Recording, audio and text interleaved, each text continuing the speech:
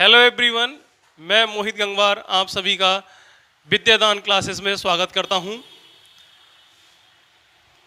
आज हम पढ़ेंगे इल्तुतमिश के बारे में। दिल्ली सल्तनत के बारे में हमारा चल रहा है, दिल्ली सल्तनत को का अध्ययन कर रहे हैं।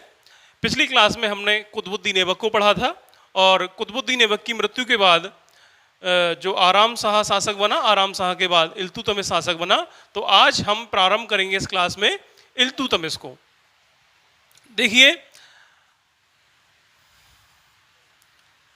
दिल्ली सल्तनत, और दिल्ली सल्तनत में हमारा कौन सा भाग चल रहा है? दिल्ली सल्तनत। और दिल्ली सल्तनत में हम पढ़ रहे हैं गुलाम वंश को। किसको पढ़ रहे हैं? गुलाम वंश। गुलाम वंश, गुलाम वंश कब से कब तक चला था? ये 1206 से प्रारंभ होता है, 1290 ईस्वी तक हमारा गुलाम वंश का काल रहा। ठीक, देखिए गुलाम वंश में हम पहले ही बता चुके हैं कि इसका जो संस्थापक रहेगा वो कौन हो जाएगा? कुतुबुद्दीन ऐबक। ठीक, अब देखिए कुतुबुद्दीन ऐबक की 1210 में मृत्यु हुई थी। इसके बारे में हमने कल बताया था। किससे, कैसे हुई थी मृत्यु, का कारण क्या था? घोड़े से गिरकर इसकी मृत्यु हुई थी।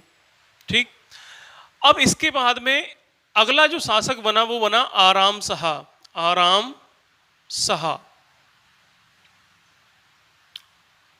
आराम शाह जब शासक बना, ये लाहौर की गद्दी पर बैठा, लेकिन जो दिल्ली के अमीर वर्ग था, दिल्ली का अमीर जो वर्ग जो था तुर्कों का, उन्होंने बदायूं के इक्तादार या बदायूं के सूबेदार या बदायूं के गवर्नर कह सकते हैं हम उसको, इल्तुतमिश को दिल्ली में आमंत्रित किया शासन सत्ता संभालने के लिए। और इल्तुतमिश दिल्ली आया और वह सुल्तान के पद पर आसीन हुआ। अब देखिए, एक सुल्तान का पद एक है और उसके दावेदार दो निकल करके आए, एक आराम शाह था और दूसरा इल्तुतमिश। इसलिए अब इन दोनों के बीच में युद्ध हुआ, इल्तुतमिश और आराम शाह के बीच में जूद के मैदान में युद्ध हुआ। किसमें हुआ? जूद का युद्ध, इसे बोलते हैं जूद का युद्ध।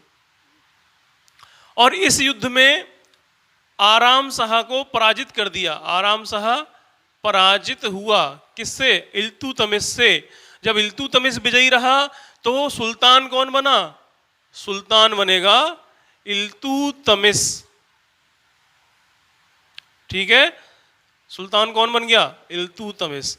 तो इल्तुतमिश का हम जो समय रखेंगे वो 1210 ईस्वी से 1236 ईस्वी लिखेंगे। देखिए, बहुत पुस्तकें जो हैं वो इल्तुतमिश का काम जो समय है वो 1211 ईस्वी से शुरू करके 1236 ईस्वी तक का इसका समय काल दिखाती हैं। लेकिन कुछ स्थापित इतिहासकार हमारे भारत के ऐसे भी हैं जो इल्तुतमिश का कार्यकाल 1210 ईस्वी से ही दिखाते हैं, जिनमें सबसे प्रमुख नाम सतीश चंद्रा का है, जिन्होंने मध्यकालीन भारत पर बहुत ही, हम कह सकते हैं, ऑथेंटिक इतिहास को लिखा है। तो हम 1210 को ही सही मानेंगे या और 1211 दोनों को ही हम सही मान सकते हैं। ठीक है, ये विवाद का विषय नहीं है कि कौन सा ज्यादा सही होगा। अब देखिए 1210 में इल्तुतमिश का शासन प्रारंभ होता है। देखिए, सबसे पहला प्रश्न यहाँ पर यही बन जाएगा कि जब कुतुबुद्दीन ऐबक की मृत्यु हुई तो उस समय इल्तुतमिश कहाँ का गवर्नर था? तो इसका उत्तर क्या हो जाएगा? बदायूं। आप इसको नोट कर लीजिएगा अच्छे से कि जब कुतुबुद्दीन ऐबक की मृत्यु हुई तो इल्तुतमिश बदायूं का गवर्नर था। ठीक, अब देखिए शासन प्रारंभ किया किसने? इल्तुतमिश ने।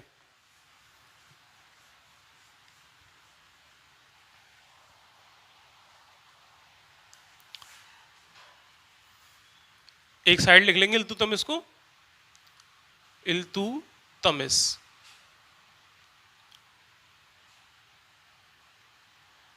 बारह सौ 10 से 1236 ईस्वी।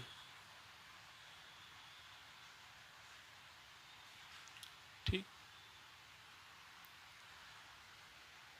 देखिए इल्तुतमिश जो था, इसको दिल्ली सल्तनत का वास्तविक सुल्तान या वास्तविक संस्थापक कहा जाता है ना। तो सबसे पहला सेंटेंस लिखेंगे हम, इल्तुतमिश को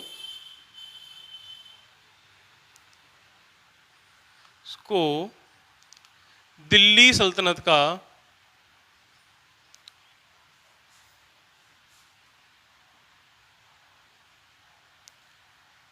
वास्तविक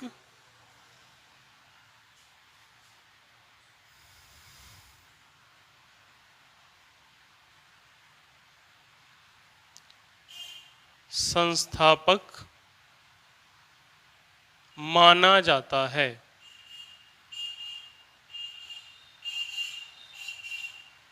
ठीक है, ये हो गया दिल्ली सल्तनत का वास्तविक संस्थापक अगर पूछ रहा है तो आंसर होगा इल्तुतमिश, और वैसे पूछा जाता है दिल्ली सल्तनत का संस्थापक कौन था, तब आंसर होगा कुतुबुद्दीन ऐबक। दोनों में अंतर याद रखिएगा। देखिए इल्तुतमिश को वास्तविक संस्थापक इसलिए कहा जाता है क्योंकि इल्तुतमिश, देखो कुतुबुद्दीन ऐबक को तो समय बहुत ही कम मिला था, है ना, मात्र 4 वर्ष तक वो शासक रहा। तो उन 4 वर्षों में कुतुबुद्दीन ऐबक जो था, ना तो अपनी कोई प्रशासनिक व्यवस्था को स्थापित कर पाया, और ना ही उसने दिल्ली को राजधानी बनाया था, और ना ही उसने सुल्तान की उपाधि भी धारण नहीं की थी, है ना। हमने बताया था जैसे उसने सिपह सालार और अमीर की उपाधियों से ही उसने काम चलाया था। ठीक, और ना ही उसने अपनी कोई मुद्रा जारी की, है ना, कोई सिक्के भी जारी नहीं किए। इसलिए उसको हम वास्तविक संस्थापक नहीं कहते, वास्तविक संस्थापक इल्तुतमिश को कहते हैं, क्योंकि इल्तुतमिश ने सारे ये कार्य किए। ठीक, आगे देखिए, इल्तुतमिश ने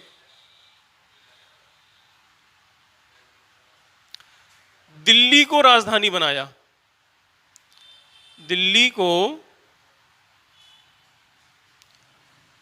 राजधानी बनाया।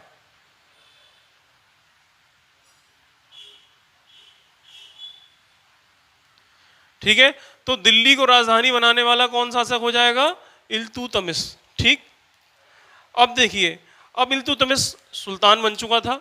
अब सुल्तान बनने के पश्चात क्या है, इसके लिए कुछ प्रारंभिक, इसके जीवन में कुछ प्रारंभिक कठिनाइयां आई ना। तो प्रारंभिक कठिनाइयों का इसने सामना कैसे किया। देखिए इल्तुतमिश जो था, उस जो गुलाम था वो किसका, कुतुबुद्दीन ऐबक का। तो हमने बताया था कुतुबुद्दीन ऐबक के सामने भी जो चुनौती पेश करने वाले लोग थे वो कौन थे, नसरुद्दीन कुवाचा और ताजुद्दीन यल्दौज। ठीक, ताजुद्दीन यल्दौज और नसरुद्दीन कुवाचा अभी भी जीवित थे। तो उन्होंने चुनौती इल्तुतमिश के सामने भी प्रस्तुत की, और जब तक इल्तुतमिश उनसे मतलब कह सकते हो लड़ने में सक्षम नहीं हो गया, तब तक वो शांत रहा। और उसके बाद जब उसके पास पर्याप्त शक्ति हो गई उनसे लड़ने के लिए, तो उसने इनको पराजित किया, है ना। जो ताजुद्दीन यल्दौज जो था वो गजनी का शासक था, है ना। तो उसने इसको छत्र भेजा, है ना, और गुलामी से मुक्ति पत्र भेजा किसके पास, इल्तुतमिश के पास। लेकिन इल्तुतमिश ने उसको स्वीकार कर लिया, उसने कोई उस समय विरोध नहीं किया। बाद में जब इसके पास पर्याप्त शक्ति हो गई इल्तुतमिश के पास, और दूसरा कारण क्या रहा, उधर मध्य एशिया की तरफ जो देखेंगे हम, गजनी के आसपास ख्वारिज्म था। ठीक, ख्वारिज्म का शासन था, और ख्वारिज्म के जो शाह थे उन्होंने गजनी को रौंद डाला। गजनी को जब रौंद दिया गया तो गजनी का शासक जो था नसरुद्दीन कुवाचा, वो भागकर भारत की ओर आया, है ना। और जब भारत की ओर आया तो उसका इल्तुतमिश से टकराव हुआ। इल्तुतमिश और ताजुद्दीन यल्दौज के मध्य लड़ाई हुई। उस लड़ाई को या उस युद्ध को नाम दिया गया तराइन का तृतीय युद्ध। तराइन का तृतीय युद्ध ये कब हुआ, 1215-16 ईस्वी। ठीक, ये तराइन का तृतीय युद्ध हुआ। किस किसके मध्य हुआ, तो कौन कौन हो जाएगा, ताजुद्दीन यल्दौज यल्दौज और इल्तुतमिश के मध्य, है ना, और इल्तुतमिश के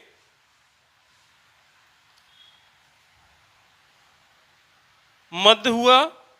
विजयी कौन हुआ इसमें? इल्तुतमिश की विजय हुई।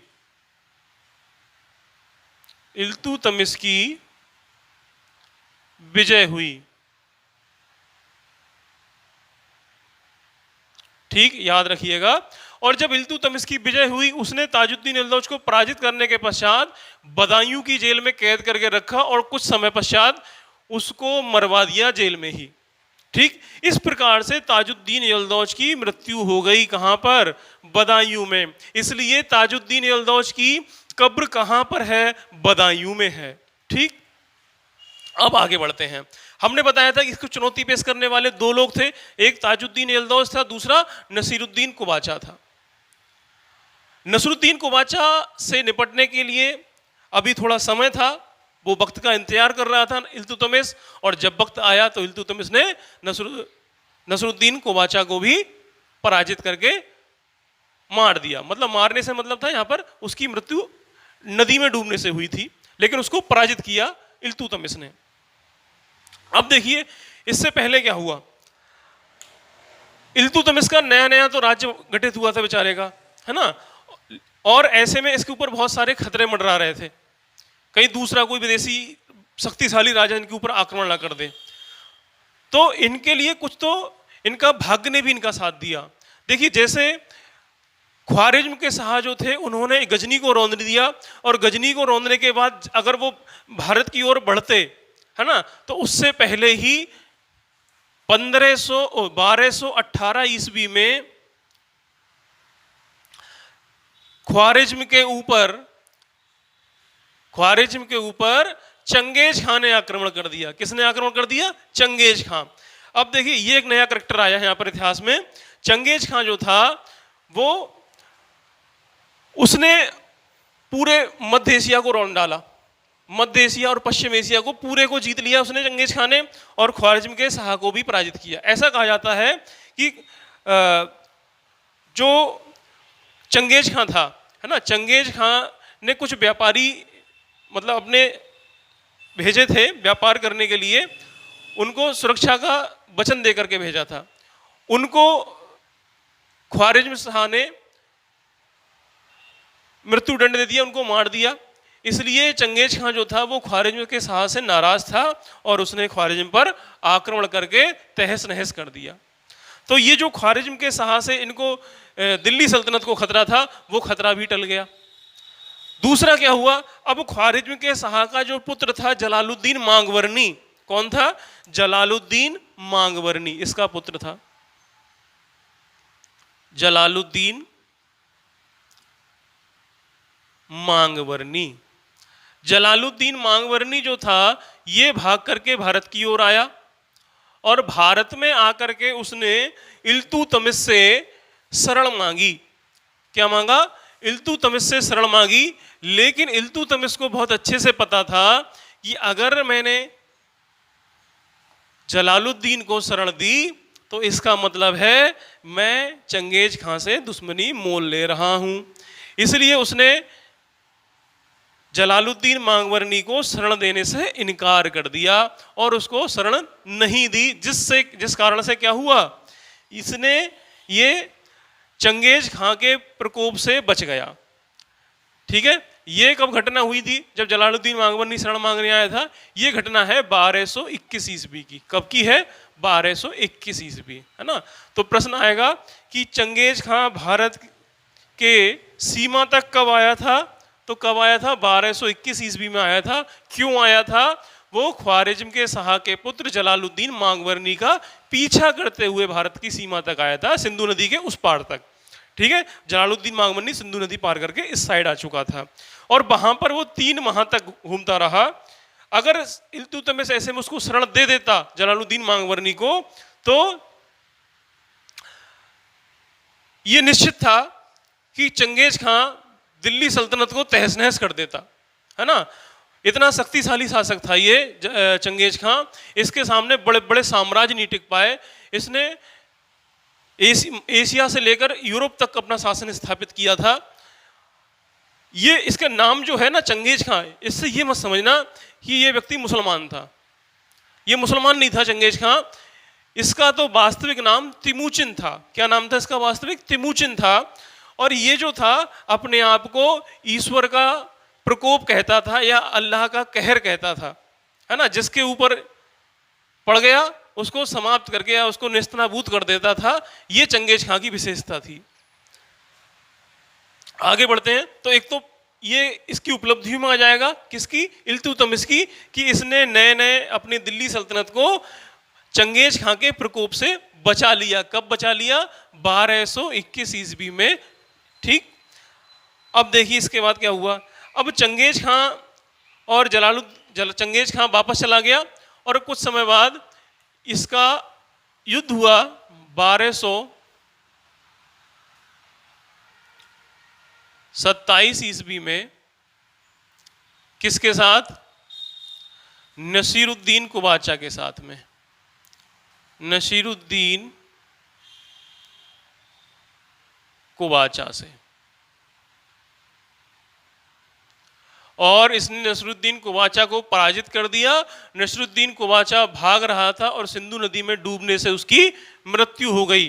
तो एक उपलब्धि ये रही कि इसने नसरुद्दीन कुबाचा को पराजित कर सिंध और मुल्तान पर अधिकार कर लिया। कौन कौन से क्षेत्रों पर अधिकार कर लिया? सिंध पर और मुल्तान पर। ये भी इसके राज्य में आ गए। ठीक, अब देखिए इसके समय में एक और क्या काम हुआ इल्तुतमिश के समय में। इसने बंगाल को भी जीता। इल्तुतमिश ने बंगाल को जीता।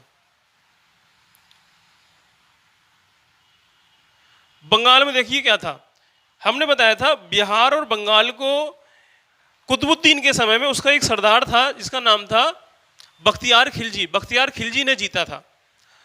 और बख्तियार खिलजी ने जब वहां जीत लिया उस क्षेत्र को, तो बख्तियार खिलजी के बाद वहां पर एवाच नाम का एक शासक हुआ जो गयासुद्दीन के नाम से शासक बना। उसने बंगाल में स्वतंत्रता की घोषणा कर दी। ठीक, मतलब कह सकते हो कि बंगाल में वो स्वतंत्र शासक के रूप में शासन करने लगा एवाज। ठीक, और एवाज को जाकर के इन्होंने पराजित किया। किसने? इल्तुतमिश ने। इल्तुतमिश ने पराजित किया और उसने इनकी अधीनता स्वीकार करी। लेकिन जैसे ही इल्तुतमिश बंगाल से वापस आया उसने फिर से विद्रोह किया वहां पर। तो बाद में इल्तुतमिश ने अपने पुत्र को भेजा। इनके पुत्र का नाम था नसीरुद्दीन महमूद। क्या नाम था? नसीरुद्दीन महमूद। ये नसीरुद्दीन महमूद जो था, इसने जाकर के एवाज को पराजित किया। ठीक, और बाद में इल्तुतमिश ने नसीरुद्दीन महमूद को ही वहां का सूबेदार बना दिया बंगाल का। लेकिन कुछ समय बाद नसीरुद्दीन महमूद की मृत्यु हो जाती है। ये लगभग 1229 की घटना है जब नसीरुद्दीन महमूद की मृत्यु होती है। ठीक, अब देखिए नसीरुद्दीन महमूद से ही एक दो प्रश्न निकल सकते हैं। क्या क्या निकलेंगे? एक तो इसका पुत्र था नसीरुद्दीन महमूद। अब जब नसीरुद्दीन महमूद की मृत्यु हुई 1229 ईस्वी में, तो जो इल्तुतमिश था उसने अपने पुत्र का मकबरा बनवाया। क्या बनवाया? मकबरा। कहां पर बनवाया? दिल्ली में। और कैसे को नाम दिया गया? सुल्तानगढ़ी। क्या नाम था इसका? सुल्तानगढ़ी। ठीक, सबसे पहले दिल्ली सल्तनत में मकबरा निर्माण का कार्य किसने करवाया? इल्तुतमिश ने। इसलिए इल्तुतमिश को मकबरों का पितामह कहा गया। किसको कहा गया? मकबरों का पितामह। किसे कहा गया? इल्तुतमिश को। क्यों कहा गया? कारण हमने बता दिया, क्योंकि इसने अपने पुत्र नसीरुद्दीन महमूद का एक मकबरा बनवाया था। अच्छा, इसने अपने पुत्र की याद में अपने एक मदरसे का भी निर्माण कराया दिल्ली में, मदरसा ए नासिरी। क्या नाम था उसका? मदरसा ए नासिरी। उसमें जो एक पुस्तक है तबकाते नाशरी, उसका लेखक है मिनहाजुल सिराज, है ना। मिनहाजुल सिराज उसमें शिक्षक के रूप में कार्य करता था उस मदरसे में। ठीक, और देखिए अब इसके क्या क्या कार्य रहे, कुछ विजय भी की इसने। देखो इसने ग्वालियर को भी विजित किया 1231 ईस्वी में। ठीक, तो ग्वालियर विजित कब किया इसने? 1231 ईस्वी। क्या है? ग्वालियर विजय। किसकी विजय है ये? इल्तुतमिश की। ग्वालियर विजय के पश्चात ही इल्तुतमिश ने रजिया को अपना उत्तराधिकारी नियुक्त किया। किसको नियुक्त किया था? रजिया को अपना उत्तराधिकारी नियुक्त किया। देखिए पहले जो था इल्तुतमिश ने अपना उत्तराधिकारी किसको नियुक्त किया था? नसीरुद्दीन महमूद को। लेकिन नसीरुद्दीन महमूद की जब मृत्यु हो जाती है तो उसके पश्चात वो रजिया को 1231 ईस्वी में अपना उत्तराधिकारी नियुक्त करता है। प्रश्न पूछा गया है कि रजिया को अपना उत्तराधिकारी इल्तुतमिश ने किस अभियान के बाद किया था? तो कौन सा हो जाएगा? ग्वालियर अभियान। कब किया था ग्वालियर अभियान? 1231 ईस्वी। ठीक, अब देखिए इसके बाद इन्होंने 1234-35 ईस्वी में मालवा को विजित किया। किसको विजित किया? मालवा को। और मालवा विजय में इन्होंने भिलसा पर आक्रमण किया। और भिलसा पर जो आक्रमण किया तो भिलसा आक्रमण में इसने कहते हैं कि एक 300 साल पुराने मंदिर को तोड़ दिया। किसने? इल्तुतमिश ने। और इसी समय इसने उज्जैन पर भी आक्रमण किया। मालवा आक्रमण के समय ही उज्जैन पर भी आक्रमण किया। किस पर आक्रमण किया था? उज्जैन पर। और उज्जैन पर जब आक्रमण किया तो यहाँ पर इसने क्या किया? जो महाकाल का मंदिर है उज्जैन में, है ना, बाबा महाकाल का, उस मंदिर को लूटा इसने। ठीक, और उस मंदिर में जो शिवलिंग था उसको भी उठा लाया। और राजा विक्रमादित्य जो थे उनकी अष्ट धातु की एक मूर्ति थी और उनके साथ में अन्य राजाओं की भी कुछ मूर्तियां थी, उन सबको ये उठा लाए, मतलब कह सकते हो चोरी कर लाए वहां से। ठीक, तो ये इसके आक्रमण थे कुछ प्रमुख इल्तुतमिश के। अब कुछ प्रमुख इसके इल्तुतमिश के कार्य देख लेते हैं। देखो हमने बताया था इल्तुतमिश को दिल्ली सल्तनत का वास्तविक सुल्तान कहते हैं, है ना। और हम इल्तुतमिश को दिल्ली सल्तनत का प्रथम वैधानिक सुल्तान भी कहते हैं। क्या कहते हैं? प्रथम वैधानिक सुल्तान। अब वैधानिक क्यों कहा जाता है? देखो शरीयत में क्या है कि शरीयत के अनुसार जो सुल्तान है वो खलीफा के द्वारा मान्यता प्राप्त होना चाहिए। ठीक है, अगर खलीफा उसको मान्यता नहीं देता है तो शरीयत के अनुसार वो वैधानिक सुल्तान नहीं है। ठीक है, तो यहां पर इसने क्या किया? ये इल्तुतमिश ही ऐसा व्यक्ति था दिल्ली सल्तनत में पहला, क्योंकि इससे पहले कौन हुआ था? कुतुबुद्दीन ऐबक। तो कुतुबुद्दीन ऐबक को तो समय नहीं मिल पाया ज्यादा, तो इल्तुतमिश को बगदाद के खलीफा अल मुस्तनसिर बिल्लाह मंसूर ने सुल्तान के पद का, मतलब सुल्तान के पद पर इसको नियुक्त किया। ठीक है, और उसको मतलब एक होता क्या था उस समय, जो खलीफा वगैरह होते थे वो सम्मान में वस्त्र वगैरह भी, मतलब जो सुल्तान के वस्त्र या शाही वस्त्र जो होते थे वो इनको भेजते थे इनके सम्मान में। ठीक है, और छत्र वगैरह भी भेजते थे साथ में। तो वो छत्र और शाही वस्त्र किसको भेजे? इल्तुतमिश को। ठीक है, और इसने क्या करा? एक उपाधि धारण की, इसको भारत का सुल्तान घोषित किया और एक उपाधि भी दी,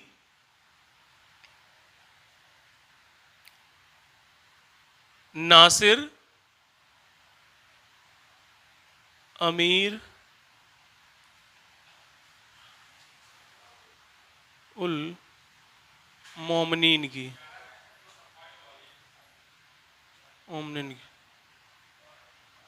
ठीक है, ये इसकी उपाधि थी किसकी, इल्तुतमिश की। तो इनको भी याद रखिएगा। अब देखिए, इसीलिए हमने क्या कहा, ये प्रश्न बनता है कि प्रथम वैधानिक सुल्तान कौन था, तो इल्तुतमिश प्रथम वैधानिक सुल्तान हो जाएगा। अब देखिए इसने क्या किया, इक्ता व्यवस्था को शुरू किया, इक्ता व्यवस्था को शुरू किया। तो ये भी प्रश्न हो जाएगा, इक्ता व्यवस्था को प्रारंभ करने वाला सुल्तान कौन था, इल्तुतमिश। ठीक, देखिए इसने मुद्रा सुधार किए इल्तुतमिश ने, और इसने शुद्ध अरबी के सिक्के चलाए, शुद्ध अरबी के सिक्के चलाए।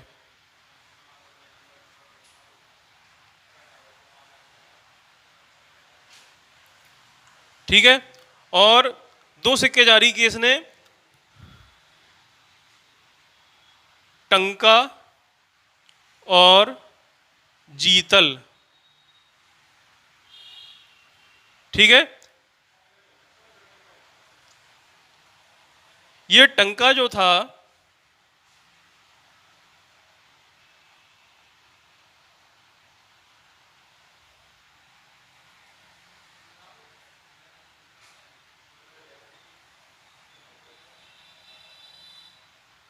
चांदी का था, और ये तांबे का था। तो ये याद रखिएगा, जो चांदी का सिक्का चलाया उसे टंका कहा गया, और जो तांबे का चलाया उसे जीतल कहा गया। ठीक है, ये इसके द्वारा मुद्रा सुधार किया गया। अब देखिए एक और कार्य था जो महत्वपूर्ण माना जाता है इल्तुतमिश का, वो है, देखिए हुआ क्या था, जो कुतुबुद्दीन ऐबक था और उससे पहले मोहम्मद गौरी था, है ना, इन दोनों के गुलाम जो थे तो उनको मुइज्जी सरदार और कुतुबी सरदार कहा जाता था। ठीक, इनका अपना अलग संगठन रहता था। ये इनका एक जो शासन व्यवस्था होती थी उसमें इनका बड़ा प्रभाव था। इनके प्रभाव से मुक्ति पाने के लिए इल्तुतमिश ने क्या किया, अपने विश्वास पात्र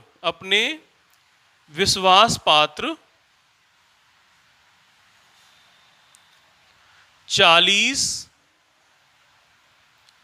तुर्क गुलामों का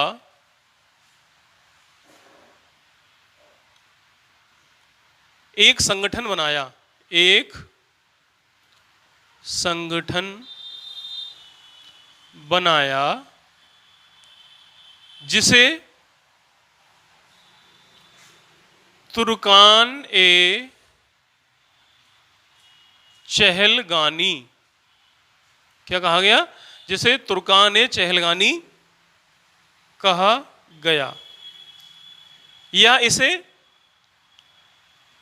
चालीसा दल भी कहते थे, चालीसा दल भी कहते थे। ठीक है, तो याद रखिएगा कौन, चालीसा दल किसके द्वारा गठित किया गया, इल्तुतमिश के द्वारा चालीसा दल का गठन किया गया।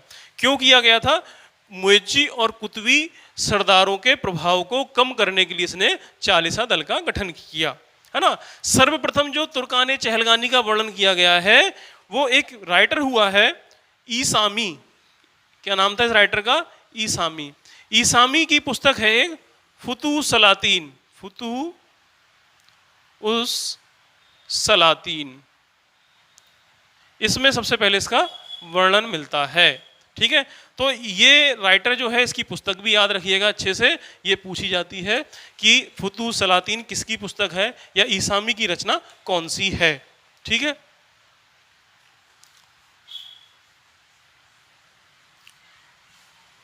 तो ये इल्तुतमिश के बारे में सभी महत्वपूर्ण चीजें लगभग हमने कवर कर ली हैं।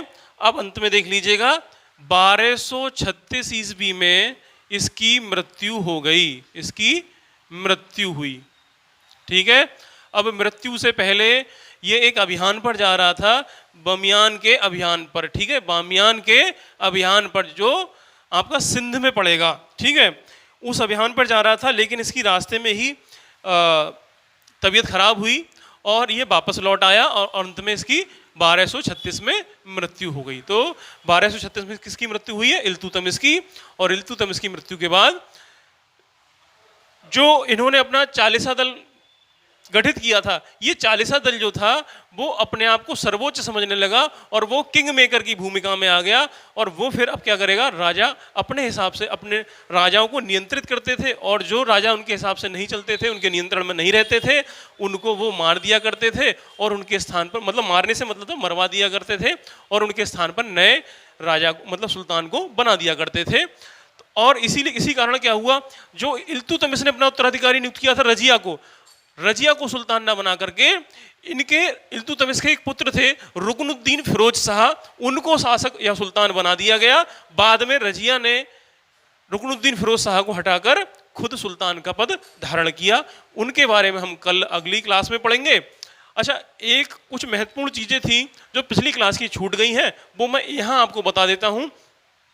जैसे कुतुबुद्दीन ऐबक था, कुतुबुद्दीन ऐबक की कुछ उपाधियां थी, वो मैंने कल लिखाना भूल गया था, तो आज आप देख लीजिए। कुतुबुद्दीन ऐबक को देखो एक कुरान खां की उपाधि दी गई थी, कुरान खां की। क्यों दी गई थी ये कुरान खां की? ये लिख दे रहा हूं यहां पर, कुतुबुद्दीन ऐबक की, है ना, उपाधियां। कुरान खां कहते थे क्योंकि ये बड़ी ही सुरीली आवाज में कुरान का पाठ किया करता था, इसलिए इसको कुरान खां कहा गया। इसको लाख वक्स भी बोला जाता था, लाख वक्स, क्योंकि ये लाखों का दान करते थे। इसकी दानशीलता के कारण इसको ये उपाधि दी गई थी। और इसे पील वक्स भी कहा जाता था, पील वक्स। पील वक्स इसलिए कहते थे क्योंकि ये हाथियों का दान करता था। तो ये तीन उपाधियां भी याद रखिएगा, कल की कक्षा में ये छूट गई थी, इसलिए मैंने यहाँ आपको बता दी। आप अपने पीछे के नोट्स में नोट कर लीजिएगा और अगली क्लास में मिलते हैं, तब तक